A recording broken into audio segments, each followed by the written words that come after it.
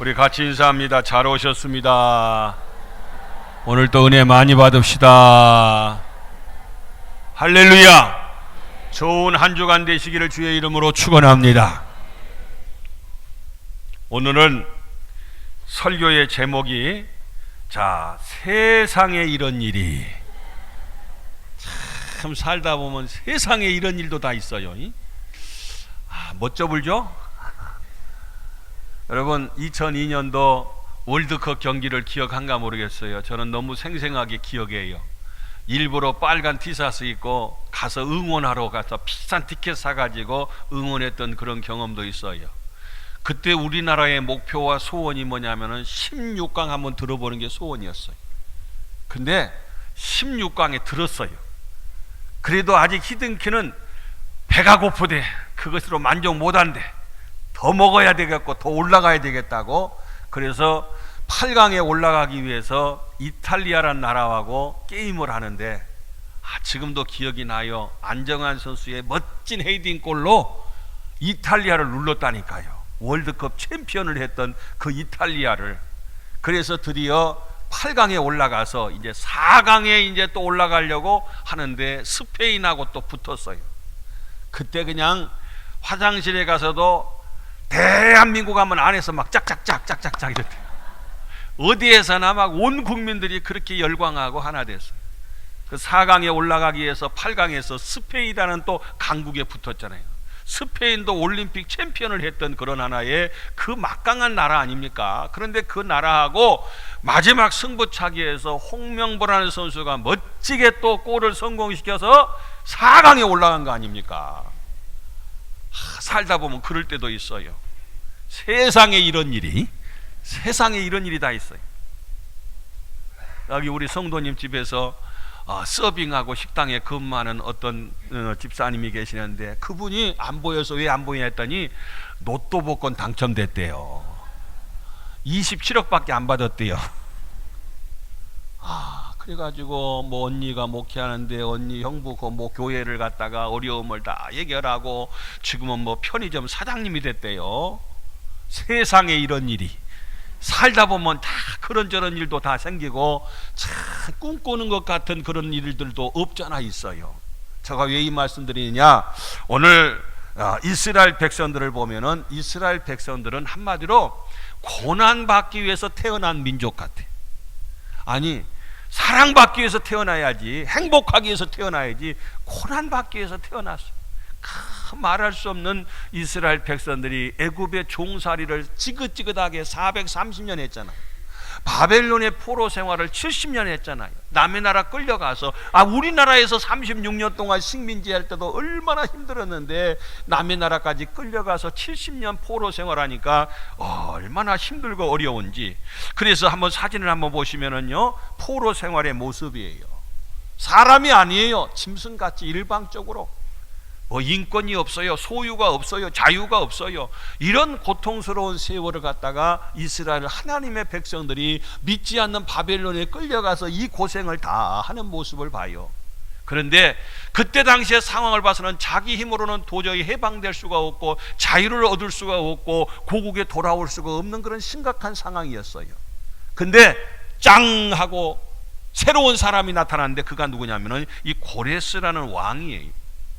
이 페르시아를 정복했던 이 고레스라는 왕이 새로 등극을 해서 이 왕이 하루아침에 졸지에, 야, 너희들 다 니네 나라 돌아가. 쌓아보지도 않고 건의한 것도 아닌데 이 왕의 마음을 하나님이 움직여서, 하나님을 잘 믿는 그런 분도 아닌데 그를 통해서 이스라엘 백성들을 이 포로 생활에서 다 고국으로 돌려보냈어요.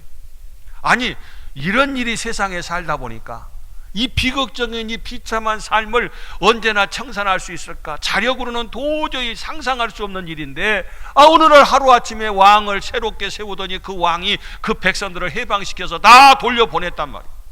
그래서 고국에 돌아와서 보니까 그렇게도 그리던 예루살렘에 있는 성전에 올라가서 하나님께 이렇게 예배드리고 싶은 게 최고 소원이었는데, 70년 만에 와서 보니까 집이 다 허물어졌네. 성전이 풀밭이 되고 엉망이 됐어요.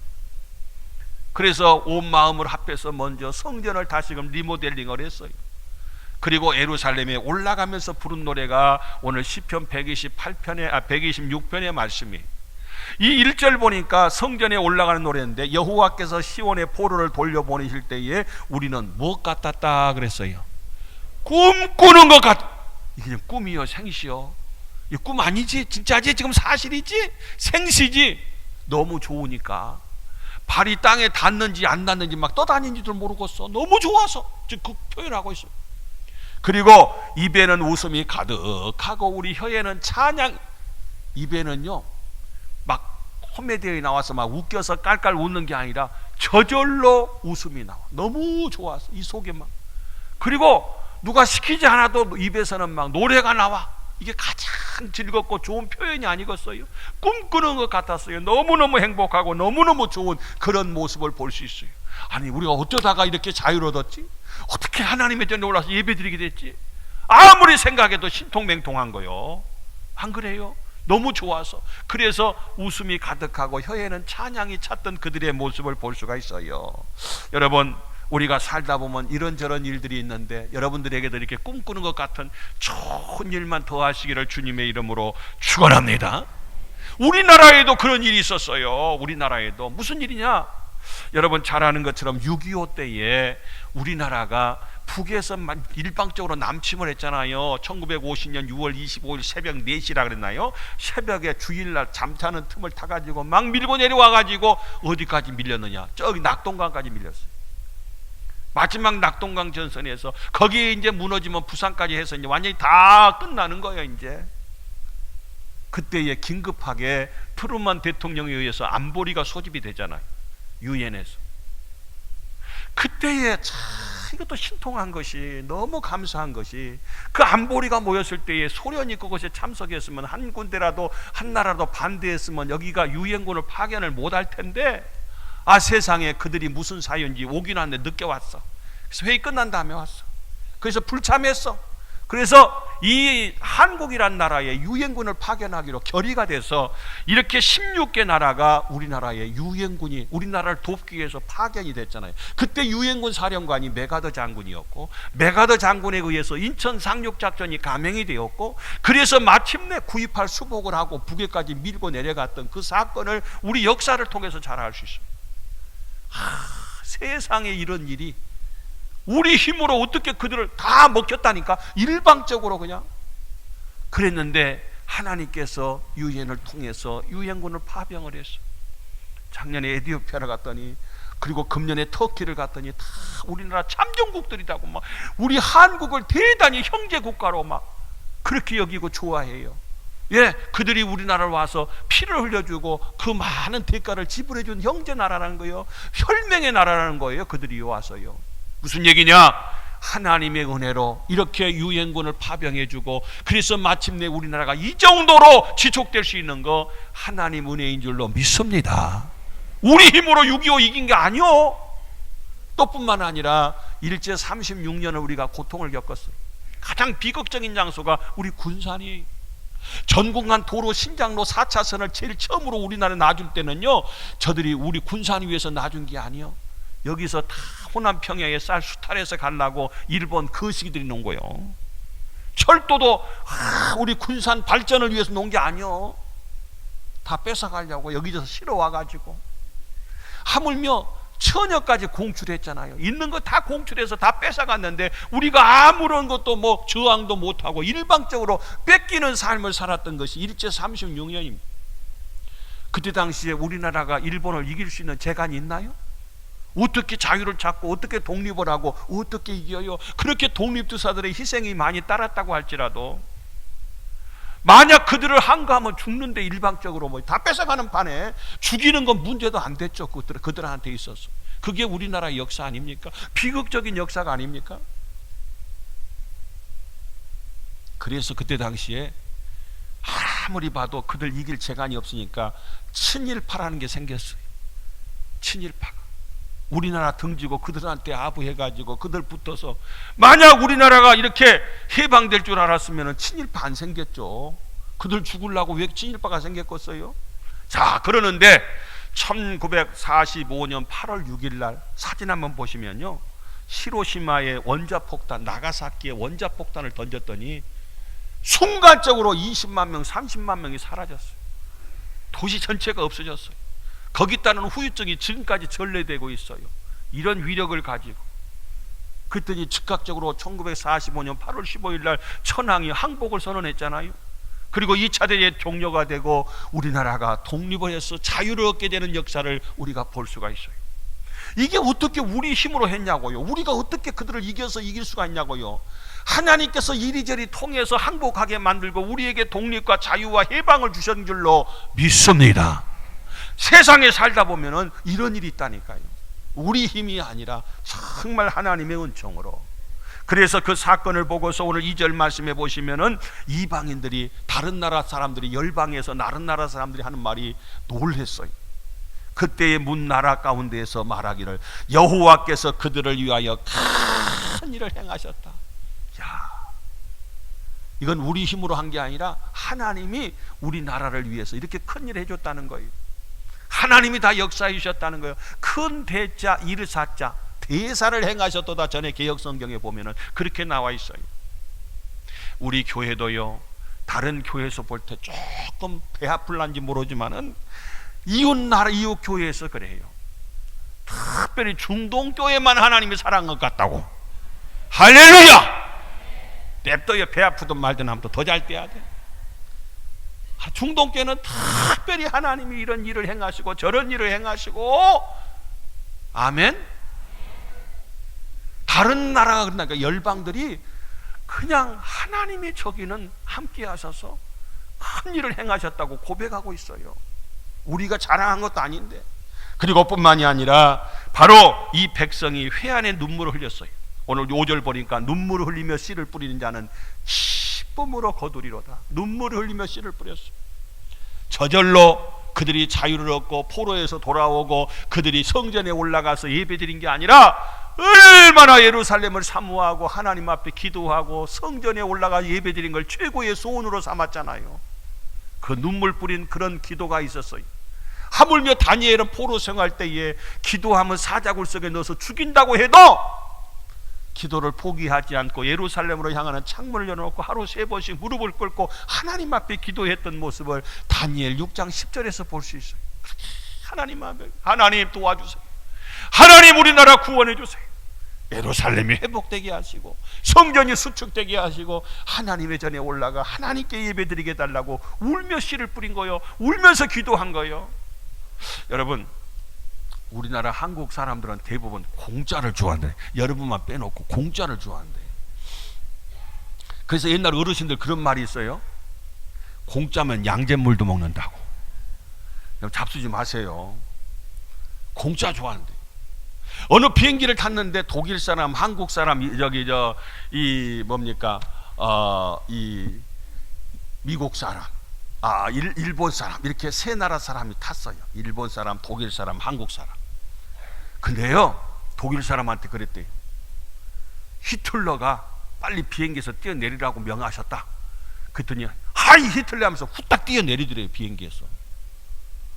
일본 사람한테 비행기에서 뛰어내리라고 명령이 내렸다는 거예요. 천황폐하의 명령이라는 거예요. 그랬더니 하이 하면서 그냥 뛰어내리더래요. 두말 않고.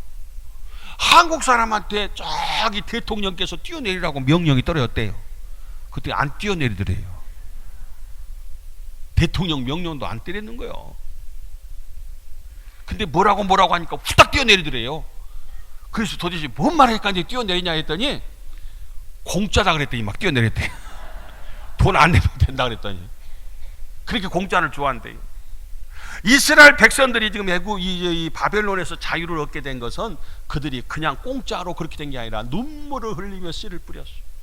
그랬더니 마침내 이와 같이 기쁨으로 꿈꾸는 것 같은 이런 놀라운 기적과 은혜를 경험했다는 거 아니겠어요?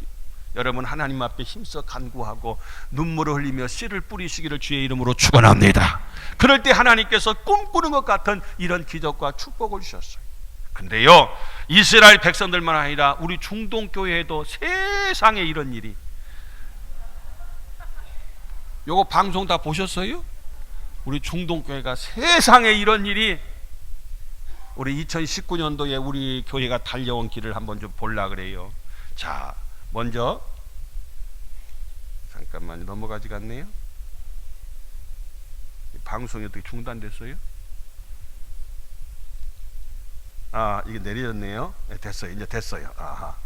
자, 지난 기억나시가 금년에 하는 일만도 보니까 3월 3일 날에 우간다의 아프리카에 식수 사업 우물 파는 것으로 1,000만 원을 전달했어요. 그랬죠? 3월 10일 날 교육관 부지를 위해서 우리가 뒤에 440평 정도, 한 450평 정도 8억 2,500에 들여서 이렇게 교육관을 건축하기 위한 일단 부지 조성을 위해서 우리가 건축을 했어요. 이 부지를 구입하고 감사 예배를 드렸어요. 3월 18일부터 29일까지 32분의 우리 목사님, 장로님, 그리고 권사님, 집사님들이 함께 마음을 모두어서 성지순례를 다녀왔어요. 그리고 3월 24일 날 페루에 이미 선교센터를 갖다가 다 건축했는데 증축을 위해서 또 1,000만 원을 전달했어요. 그리고 5월 16일 날 주차장이 그동안에 있었지만 먼지가 날리고 여러 가지 비포장이라서 여러 개 불편했는데 이렇게 주차장 포장을 다 하고 선을 그어서 이렇게 깨끗하게 정리정돈이 금년에 됐습니다. 그리고 6월 2일 날 아프리카에 또 우물을 하나 더 파게 됐어요. 월드비전을 통해서 1,000만 원을 전달했어요. 그리고 6월 9일 날 우리 1호차를 갖다가 차가 많이 낡아서 새로 이렇게 구입을 해서 우리 교회에 들어오는 모습을 볼 수 있어요. 그리고 6월 18일 날은 작년에 우간다의 초등학교 건축을 위해서 1억을 전달했는데 2천만 원이 더 필요하다 그래서 우간다 이현도 선교사한테 2천만 원을 갖다가 전달을 했어요. 금년에 세상에 이런 일이요. 여러분들을 통해서. 그리고 성경 봉정식을 66권 성경을 한 분이 한 권씩 다 쓰셔가지고 시편은 3분이 쓰셨어요. 그래서 성경을 다 합본을 만들어서 하나님 앞에 세계에서 하나밖에 없는 성경을 봉정하는 그런 모습이 됩니다. 지금도 밖에 성경을 갖다가 필사하신 분들 성경을 재본해서 전시해 놨어요. 팔순 노인부터 시작해서 성경 다 쓴 건 가져오셔요. 마태복음만 쓴 건 말고 성경 전체를 쓰시면 가져오시면은 저렇게 책을 매서 재본해서 선물로 드릴 테니까요. 집에서 성경 필사를 꼭 할 수 있기를 바래요. 또 뿐만 아니라 8월 9일 날은 부룬디, 아프리카 부룬디 루비리치 교회에 우리가 건축을 했는데 전기가 안 들어와서 발전기를 사드렸어요. 그래서 인증샷을 해서 너무 좋아하는 모습이. 초등학교 위에 지붕에다 태양광을 설치해서 저녁에도 불이 들어오게 해줬어요. 8월 21일 날은 그때 보고 드렸습니다만 동티모르에 선교센터를 이렇게 헌당을 했어요. 건축을 갖다 땅을 사고 건축까지 했어요. 그래서 하나님 앞에 헌당하고 그리고 그곳에 우물을 팠어요. 그래서 여기는 모닥까지 달아서 저 위에까지 물을 끌어올려서 물이 내려올 수 있도록 이렇게 우물도 하나 팠습니다. 그리고 8월 27일 날은 우간다 천사 초등학교 건축을 마치고 헌당을 하고 돌아왔습니다. 10월 29일 날 우리 권사회에서 500만 원의 캄보디아의 우물 파기 헌금을 이렇게 선교사님한테 전달하는 모습입니다. 그리고 우간다의 태양광과 발전기 6교회에 지난 8월 달에 방문했을 때 현지인 6교회 목사님들을 만나서 전기가 전혀 들어오지 않아요. 저녁 6시만 되면 깜깜해지고 아침 6시면 또 해 뜨고 전기가 없이 살았어요. 그곳에 6교회에 작년 100명 이상씩 되면 성탄 선물로 바로 태양광을 해주겠다, 발전기를 해주겠다 약속하고 돌아왔어요. 그랬더니 다 얼마나 열심히 했던지 전부 다가 다 6개가 다 채워졌어요. 다 부흥이 됐어요. 그래서 이번에 1,200만 원 이렇게 헌금을 해서 전달했더니 엊그저께 12월 5일 날 편지하고 이렇게 메일하고 사진이 왔어요. 여러분 깜깜할 때 집에 불이 들어오는 그 기적을 경험해 보셨나 모르겠네요. 깜깜할 때. 바로 이 동네는 전기란 게 없는데 지금 대낮에 지금 불을 켜가지고 불이 들어왔을 때 이 작업을 마치고 그들이 좋아하는 그런 모습이에요. 그래서 저녁에 유일하게 그 교회만은 동네 사랑방이 되고 예배당이 돼서 다 함께 모여서 함께 할 겁니다. 동티모르에 우리가 자동차를 사서 보냅시다, 건축을 합시다 했는데 3천만 원을 지난 11월 13일 날 지난달에 전달을 했는데 드디어 차를 빨간 차로 미쓰비시로 샀어요.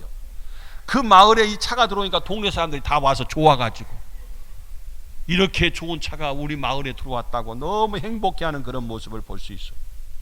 그 외에도 금년에 하는 사업입니다. 이건 작년 것이 아니에요. 작년에도 선교사 파송만 7가정을 했어요. 한 분 파송하는 데당 30만 원씩 60개월 해야 되니까 1,800만 원 예산이 들어야 돼요. 1,800만 원이면 7가정이면 1억 2,600이요. 선교사 파송만 그렇게 돼야 매달마다 선교원금을 갖다 내야 되니까. 금년에 목회자 우리 부목사님들 그동안에 사택이 다 전세였는데 32평 아파트를 2채를 구입을 했어요. 그리고 사택 2채를 갖다가 전도사님들 사는 사택을 갖다가 리모델링을 했어요. 필리핀의 생명의 언약교회를 갖다가 우리가 몇 년 전에 세웠는데 땅 사서 건축까지 했는데 부흥이 돼서 100평의 땅을 더 사달라고 요청이 와서 이번에 1,000만 원을 보내서 땅을 더 사도록 송금을 보냈어요. 제가 1월 달에 도미니카 가면서 악기 구입을 위해서 또 거기다가 선교 헌금을 전달했어요. 그리고 저기 전라도에 뭐 작은 교회가 있는데 스스로 자립하기가 어려운 교회여서 우리가 그 교회를 위해서 한 분이 헌금을 1억을 해주셔서 그곳에다가 헌금을 보냈어요. 개인이 한 사람이 1억을 해주셨어요. 그리고 제가 전킨 선교사님에 대해서 자주 말씀드렸습니다마는 이 선교사님의 그 기념 사업회를 만들어서 우리가 기념관을 지어야 되겠다. 앞으로 한 100억의 예상하는데 기념관을 세우기 위해서는 먼저 법인이 설립이 돼야 돼요. 그래서 법인 설립에 1억을 들여서 법인 설립 도의 허가를 맡아서 사단법인 허가를 맡고 정다운병원 앞에 3층에 보면은 바로 60평 이렇게 건물을 사무실을 얻어서 이렇게 개소식을 했어요. 이것이 바로 전킹기념 사업회 사무실이에요. 그리고 개소식을 할 때 시장님, 의장님, 국회의원 다들 기관장들 오셔서 함께 이렇게 개소식 예배를 드리고 기념 촬영을 하는 모습입니다. 뿐만이 아니라 제가 2006년도에 왔는데 2007년도부터 저기 대야 초산에 106년대 연대 본부가 있어요. 거기에부터 우리가 담임 목회를 하기 위해서 군부대를 우리 작은 집으로 생각하고 교회는 있는데 목회자가 없는 곳을 찾아가서 매주마다 우리가 거기서 예배를 드렸어요. 여기서 함께 참여하신 분들 여러분이 아마 있었으리라 생각이 되어져요. 근데 이 부대가 106년대가 부대가 초산에 없어지고 저기 대야로 대야가 아니라 봉동으로 106년대가 이사를 갔어요. 그래서 여기는 이제 더 이상 교회가 없어졌고, 그 다음에 주일마다 우리 교회에서 군부대 가서 예배를 인도한 것이 3군데예요. 우리 다 작은 집들이에요. 우리가 교회를 직접 건축하지 않았어도 그곳에 병사들이 있고 건물이 있고 거기서 예배를 인도해서 복음을 전하게 됐어요. 그래서 상평부대에 지난 추수감사절 때 대대장님과 병사들이 와서 함께 예배를 드렸습니다마는 매주마다 상평대대에 가서 이렇게 예배를 드려요. 그리고 신시도에, 전에는 비용도에 있던 부대가 신시도로 이동을 해서 신시도 중대에 가서 이렇게 예배를 드리는 모습을 봅니다. 그리고 분이엘 교회라고 저기 연병산의 옥구에 있는 연병산에 공군 포대가 있어요. 미사일 기지가 있어요. 거기에도 우리 교회에서 10년 동안 사역했던 김순옥 전도사님이 그곳에 가서 매주 가서 빵 사고 간식 사고 와서 병사들 섬기고 예배를 드리게 됐어요. 우리가 여러 방면으로 뭐 교도소다 어디다 다 가서 복음을 전하는 게 우리 교회의 사명인데, 우리가 찾아서 여러 군데 힘들고 어렵지만 안 하면 편하지만은 우리가 섬길 수 있다는 거 얼마나 감사한 일인지 알 수가 없어요. 그 다음에 제가 정읍에서 개척에서 20년 동안 사역을 했어요. 사역하면서 참 안타까운 것이, 우리가 이렇게 잘 살게 된 건 다 어르신들이 그동안에 수고해서 애써서 오늘 이만큼 해놓은 우리는 열매를 따먹고 있는 거예요. 근데 노년의 어르신들 보면 참 죄송한 표이지만은 고물이고 폐품이요. 오란 데도 없고 갈 데도 없고 할 일도 없고. 성경은요, 철저하게 기독교는 부모를 공경하고 노인을 공경하는 효도의 종교입니다. 니네 자녀들한테 잘해라 그럼 네가 복받을 것이다. 성경에 한 군데도 그런 일 없어요. 자녀들을 위해서는 1,000만 원, 2,000만 원도 안 아까운데 부모님을 위해서는 단돈 몇십만 원도 그냥 덜덜덜덜 떨리는 그런 모습. 어른을 공경하는 것이 기독교인데, 어른을 우습게 하면 안 되는데, 누구 때문에 열매 따먹고 잘 사는데 어른을 참 공경하는 마음을 가져야 되겠다. 그래서 제가 정읍에서 목회할 때 제일 처음에 여기 현판을 보시면 경로식당 밑에 정읍시라고 시 마크하고 이름이 들어가 있어요. 시에서 우리 교회를 갖다가 지정을 해서 경로식당으로 장소로 임명하고 매달마다 예산이 나왔어요. 그 주변에 있는 어르신들 다 모시고 와서 이렇게 점심 식사를 해드렸어요. 그리고 또 버스로 또 모시다 드리고 우리가 섬겼어요. 근데 경로식당을 운영하다 보니까 문제가 뭐냐면 식당에 와서 점심 잡수고 갈 사람 정도 되면은 어른들 보면은 건강한 분들이에요. 걷지도 못하고 여기 찾아와서 밥도 못 잡순 분들이 수없이 많아. 그래서 시작한 것이 뭐냐면은 가정봉사원 파견센터라고 해서 제가 요즘 요양보호사들 계시잖아요. 이거를 시작했어요. 그때가 언제냐면 2002년도에요. 17년 전이에요. 그때 이미 노인복지센터를 시작을 했어요. 정식적으로 시에서 다 신고해가지고 허가를 받아서 이 일을 시작했어요. 지금은 뭐 간호 무슨 학원 이런 데 가서 뭐 이 요양보호사 자격증 따, 그때 당시는요 자격증 따려면 전주에 전라북도에 하나밖에 없어요. 흑석고래가 하나밖에 없어요. 거기 가야 이 자격증을 갖다가 연수해서 수료증을 받아서 허가 신청을 해야 돼요. 그래서 집에 찾아가요. 가서 이렇게 식사도 섬겨드리고 청소도 해드리고 말벗도 해드리고 목욕도 시켜드리고 여러 가지 심부름도 해드리면서 어른들을 섬기는 일을 했어요. 근데 가서 보면 이 겨울에도요 차디 찬 데다가 그냥 장기장판 하나 깔고 그렇게 사셔요. 막 집이 보면 집구석이야 막 쓰레기통이야 막 엉망이요. 그렇게 생활하는데 없던 병도 생기겠어. 공기는 차고. 그래서 그때 마음이 어떻게 하면 이 어른을 잘 모실까. 밥 잡수러도 못 온다니까 누워만 계시고 방 안에만 계시고 이렇게 불편해갖고 이렇게 생활하고 계셨어. 그래서 이분들을 호텔처럼 잘 집을 지어서 사시사철 따뜻한 밥 해드리면서 잘 모시면 좋겠다. 그래서 그분들을 위해서 시작한 것이 요양원을 건축을 했어요. 그때 성도님들은 요양원이 뭔지도 모르고 이 요양원을 건축한 동기가 또 우리 집사님 한 분이요 어느 날 신방 가니까 원광요양원에 입원했대요. 요양원이 그때 딱 하나밖에 없었는데 거기에 가셨대. 왜 가냐 했더니 섬길 사람이 없어서 거기 갔대요. 얼마나 속상하고 막 울어통이 터지는데, 아니 예수님 잘 믿다가 천국 가야 되는데 요양원에 가서 원광요양원에 가가지고 원불교에 가서 어떻게 하겠다는 거예요. 그래서 하나님 앞에 기도해서 땅을 550평을 사고 건축을 해가지고 요양원을 시작했어요. 그때 요양원이 뭔지도 모르고 어떻게 하는지도 몰랐는데 그때 요양원을 이렇게 잘 건축을 해서 어른들 하루 3끼 따뜻한 밥 해드리면서 이분들을 섬기기 시작했어요. 지금도 잘 운영이 되고 있고 거기 서로 입원하려고 대기자까지 대기하고 있는 그런 모습을 볼 수가 있어요.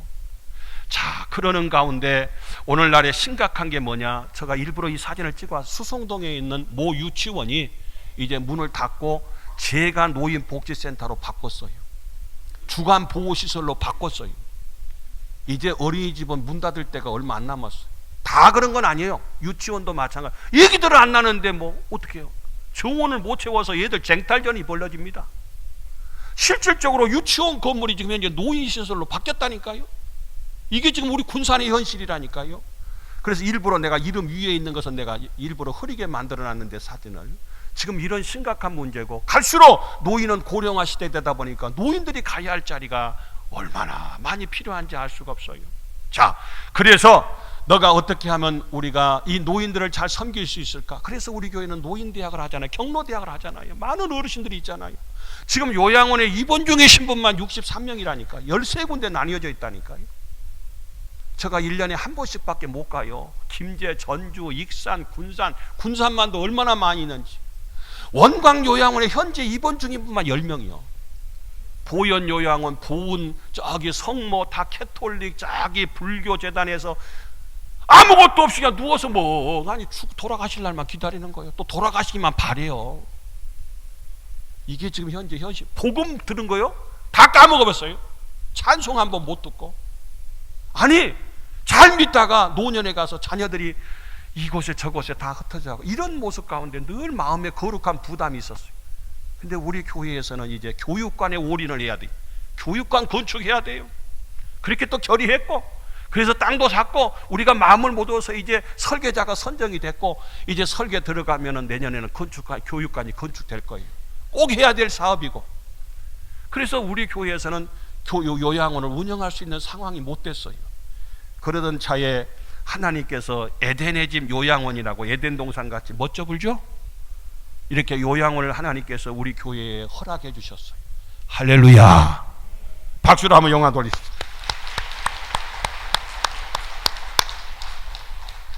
땅이 보니까 5,200평이에요. 이 건축하는 건평만 해도 약 500평의 건평이 돼요. 입소할 수 있는 어르신을 50명 모실 수가 있고 직원만도 28명 여기서 근무하려고 하면 지금은 제로예요. 아무도 입소하신 어르신도 없고 직원도 아무도 없어요. 제로 상태예요. 근데 하나님께서 우리 교회하고 연관되어서 우리 중동교회에서 이 일을 좀 다 알아. 우리보다 살아 그러는데 살 수 없잖아요. 교육관 지어야 되니까. 그러니까 중동교회에서 목사님은 경험도 있고 다 어른들을 공경하니까 중동교회에서 이 일을 전담적으로 해 주십시오 하고 그냥 얼마나 사정하시는지. 그래서 이렇게 어르신들을 모시는 방을 찍었고요. 거실을 이렇게 다 찍어서 이제 도배장판 다 새로 하고 페인트하고 그리고 다 환경 정리해서 다음 주쯤이나 좀 개원 예배 드리려고 막바지 준비를 잘 하고 있어요. 할렐루야. 어느 분이 그래요. 이제 내가 갈 집이 생겼다고 너무 행복하다고. 그게 얼마나 큰 걱정인 줄 알아요? 낳을 때는 한 부모가 10아들 다 거뒀는데 10자녀 거뒀는데 10자녀가 한 부모 못 거둬요. 그게 사실이요. 부담스러워해요. 얼마나 많은지 몰라요. 그래서 우리 교회가 꼭 필요한 거, 우리가 여기에다가 1,000만 원, 2,000만 원 돈 투자한 거 없어요. 여러분, 요양원이라는 데가 돈 버는 데가 아니에요. 돈 벌려고 요양하는 것은 죄송한 표현이지만 도둑놈 만보 갖는 거예요. 섬기려고 하는 것이지 돈 벌려고 하는 게 아니에요. 잘못된 그런 마음을 가지고 요양원 차려가지고 요양병원 차려갖고 돈 벌려고 하는 사람들 많아요. 또 실질적으로 그런 사람들이 있고요. 그래서 나중에 문제 생기는 건 많아요. 우리 교회는 다른 거 없어요. 잘 섬겨서 예수 잘 믿다가 천국 가게 하기 위해서. 그래서 결과적으로 이 요양원을 통해서 정말 모델적인 그런 요양원을 섬기고 싶어요. 날마다 예배드리는, 날마다 말씀 듣고 찬양 드리고, 그래서 그곳이 바로 천국이 되도록, 그러다가 조용하게 주무시는데 천국 보내갈 수 있도록 우리가, 그리고 거기서 근무하는 직원도 우리 집사님, 권사님, 그리고 거기에서 계시는 어르신들도 다 우리 성도님들이니까 남의 집 가서 있는 게 아니라 다 우리 집에 있으시니까 얼마나 편하네. 하루 세끼 따뜻한 밥에 드리지, 간식에 드리지, 보고 싶은 여러분들 야구로 틀어다가 사갖고 오시면 좋아. 그래서 섬기고, 우리 학생들 가서 청소도 하면서 봉사활동도 하고 도장도 맞고, 얼마나 환경이 주변에 에덴 동산처럼 좋은지요. 따뜻한 남양집에다가요, 넓은 곳에다가요, 아무튼 좋은 공기에다가 좋은지 몰라요. 우리 교회에서 딱 9km나 9km. 제가 차로 가보니까 10분 거리고 천천히 가도 12분이면 갈 수 있어요. 나운동 가기보다 더 가까워. 아프면 병원 모시고 하고, 천국 가시는 정리당이 되어서 천국의 소망을 갖고 믿음 가운데 잘 살다가 두려움 없이 아멘 하고 천국으로 이사 가도록 하나님께서 우리 교회에 이 요양원을 허락해 주셨어요. 할렐루야. 근데 어른들이 우리 거기 가고 싶어도 자녀들이 다 이리저리 얽혀져 갖고 자녀들이 이러쿵저러쿵 다 해서요, 그냥 싼 데 가고 그냥 적당한 데 아는 사람 찾아가고 그런 분들이 얼마나 많은지 몰라요. 다른 요양원 달리 우리 에덴의 집 요양원은 앞으로 우리 교회의 부설이 돼서 정말 어르신들 잘 모실 수 있는 정말 그런 모델적인 하나의 기독교의 요양시설을 만들고 싶어요. 제가 해봤어요. 경험이 있어요. 시설장이에요. 사회복지사예요. 다 해봤어요. 경험이 있다니까요. 초보 운전자가 아니라니까요. 얼마든지 잘할 수 있어요. 이렇게 어르신들 많은데, 이렇게 다 요양보호소도 많고 다 할 수 있는 직원들도 많은데, 여러분들을 통해서, 우리 교회를 통해서 우리가 투자한 건 아니지만은 우리가 이 일에 동참해서 꼭 해야 할 일이니까 섬기다 보면은 앞으로도 좋은 일도 더 많이 생길 줄로 믿습니다. 살다 보니까 세상에 이런 일도 있다니까요. 얼마나 감사해요. 우리가 이걸 투자해서 땅 사서 건축해서 이제 복지법인 다 내서 이렇게 하려 그러면요, 못해요. 저 세대 때는 못해요. 나중에는 할지 모르지만은 우리 교회가 마음을 잃지도 못해요. 그런데 하나님께서 이 일을 다 하도록 하나님께서 인도해 주셨어요. 여러분, 우리 교회도 마찬가지고 여러분도 마찬가지고, 살다 보면 이게 지금 꿈이요, 생시요, 이게 진짜요? 꿈 아니지? 나는 얼마나 행복한지 몰라요. 여러분이 다 하시고 여러분이 기도하셔서 이 모든 일을 하나님 앞에 보고드리게 됐어요. 우리 모두가 감사하면서 더 많이, 더 기쁘게, 더 하나님을 섬길 수 있는 우리 중동 가족들 되시기를 주님의 이름으로 축원합니다.